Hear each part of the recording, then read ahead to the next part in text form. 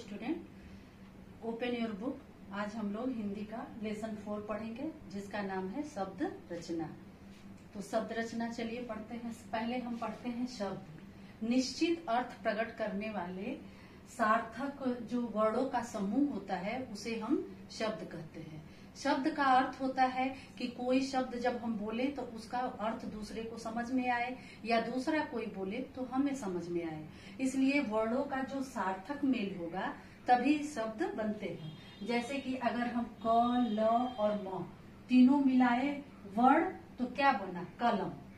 और शब्द ही अगर वाक्य में प्रयोग हो जाता है तो उसे हम पद कहते हैं। शब्द को ही पद कहते हैं। जैसे कि कलम है तो यह मेरी कलम है।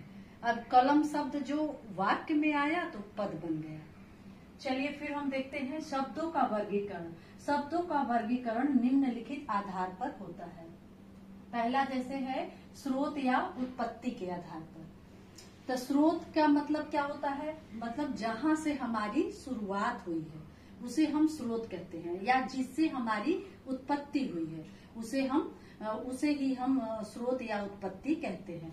इसके आधार पर शब्द के 4 भेद हैं: तत्सम, तद्भव और तत्सम, तद्भव, देशज और विदेशज।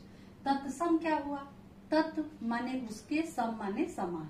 तो जो उसके समान शब्द हो यानी कि तत्सम शब्द संस्कृत के शब्द होते हैं, जो उसी तरह से हमारे हिंदी में प्रयोग किए जाते हैं उसे हम तत्सम शब्द कहते हैं। जैसे कि प्रातः, दुख, और उसके बाद हम बोलते हैं दुग्ध, दधि, ये सब हमारे तत्सम शब्द हैं जो कि हिंदी में भी हम लोग प्रयोग करते हैं। फिर उसके बाद आता है तद्भव। तद्भव, तद धन भव, मतलब जो उससे उत्पन्न हुआ, उससे किससे? संस्कृत से, तत्सम से। तो जो संस्कृत के शब्द हिंदी में थोड़ा परिवर्तित रूप में प्रयोग होने लगे उसे हम तद्भव शब्द कहने लगे। ठीक है। जैसे कि आग, और उधर दुग्ध बोलते हैं तो ऐसे हम लोग दूध बोलते हैं, ये हो गया तद्भव शब्द। आग है उसका शुद्ध तत्सम अग्नि होता है लेकिन हम लोग आग बोलते हैं, तो आग जो है तद्भव में आता है। फिर उसके बाद हमारे देशज शब्द होते हैं। देशज शब्द क्या है? जो कहीं से आए नहीं है लेकिन वो हमारे अपने बोलचाल की भाषा में प्रयोग होते थे बहुत दिनों से, उसे हम देशज कहते हैं। देशज शब्दों में आता है रोटी है, पगड़ी, जूता, ये सब हमारे देशज शब्द हैं।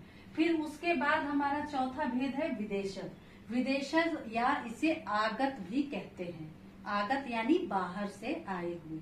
विदेशज मतलब विदेशियों का। जैसे कि आप जानते हैं कि हमारे देश पे क्या है, पुर्तगाली भी शासन किए, फिर सारे वो है मुस्लिम आए शासन किए, फिर अंग्रेज आए। तो क्या हुआ, उन लोगों के जो शब्द हैं वो शब्द भी हम लोग धीरे धीरे अपनी हिंदी भाषा में प्रयोग करते हैं।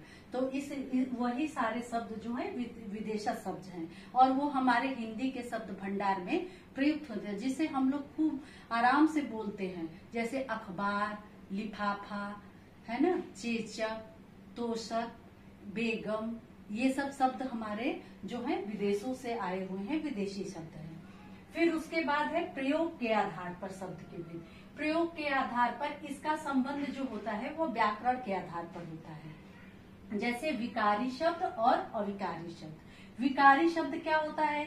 जिन शब्दों में कोई विकार यानी कि परिवर्तन होता है उसे हम विकारी शब्द कहते हैं। विकारी शब्द में है संज्ञा, सर्वनाम, विशेषण और क्रिया। फिर उसके बाद है अविकारी शब्द। अविकारी का अर्थ होता है जिसमें कोई परिवर्तन नहीं होता, जो जैसे का तैसे रहता है उसे हम अविकारी शब्द कहते हैं। जैसे अविकारी शब्दों में आते हैं क्रिया विशेषण, संबंध बोधक, समुच्चय बोधक, विस्मयादि बोधक और विपाक। ठीक है। फिर उसके बाद है रचना के आधार पर। रचना के आधार पर शब्द के 3 भेद हैं: रूढ़, यौगिक, योग रूढ़। रूढ़ क्या होता है? रूढ़ वह शब्द होता है जो बिल्कुल जो है जिसका हम अगर उसको अलग करें, उसको विच्छेद करें तो उसका कोई अर्थ नहीं निकलेगा। जो एक ही अर्थ के लिए रूढ़ हो जाता है उसे हम रूढ़ कहते हैं, जिससे एक ही अर्थ होता है। जैसे हाथ, कान, नाक अगर हम हा अलग लिखे, थ अलग लिखे तो उससे कोई अर्थ नहीं निकलेगा। इसलिए यह हाथ जो है रूढ़ शब्द में आया। नाक, आंख, ये सब रूढ़ शब्द है। और फिर उसके बाद यौगिक। यौगिक यानी दो शब्दों के मेल से जो बनता है उसे हम यौगिक कहते हैं। जैसे विद्या और आलय।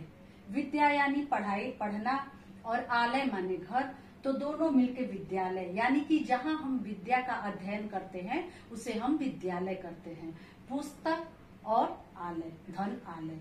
पुस्तक यानी कि बहुत सारी किताबें, और आलय माने घर, तो पुस्तकालय शब्द बना। यह हमारा यौगिक शब्द का उदाहरण है। फिर उसके बाद योग रूढ़। योग रूढ़ क्या होता है कि यह दो शब्दों के योग से तो बनता है, लेकिन यह किसी एक अर्थ के लिए रूढ़ हो जाता है।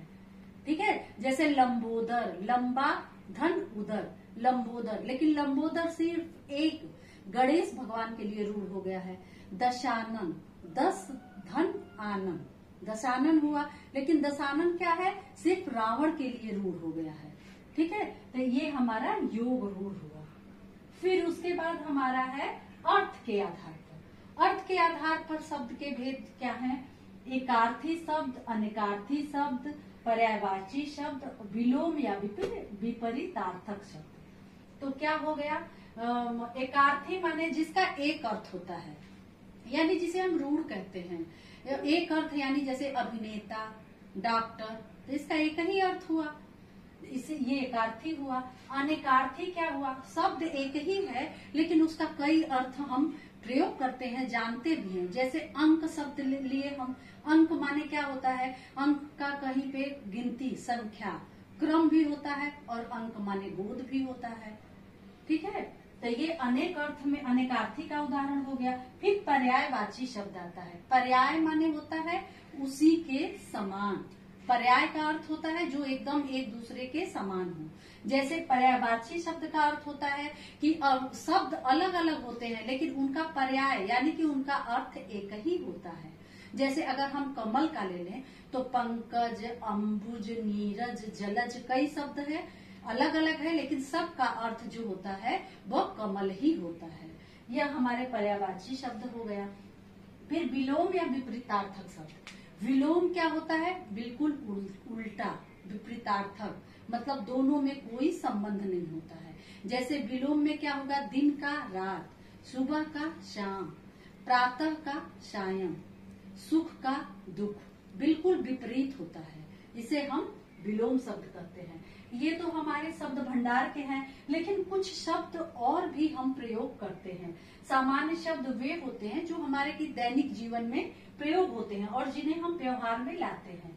वही जिसे हम बोले ये सुबह शाम, घर, बाजार, ये सब भी शब्द हम सामान्य शब्द हैं जो हम लोग प्रयोग करते हैं। और कुछ पारिभाषिक शब्द होते हैं, ऐसे शब्द होते हैं जो हमारे की ज्ञान, विज्ञान या सारे व्यवसायों में हम लोग प्रयोग करते हैं।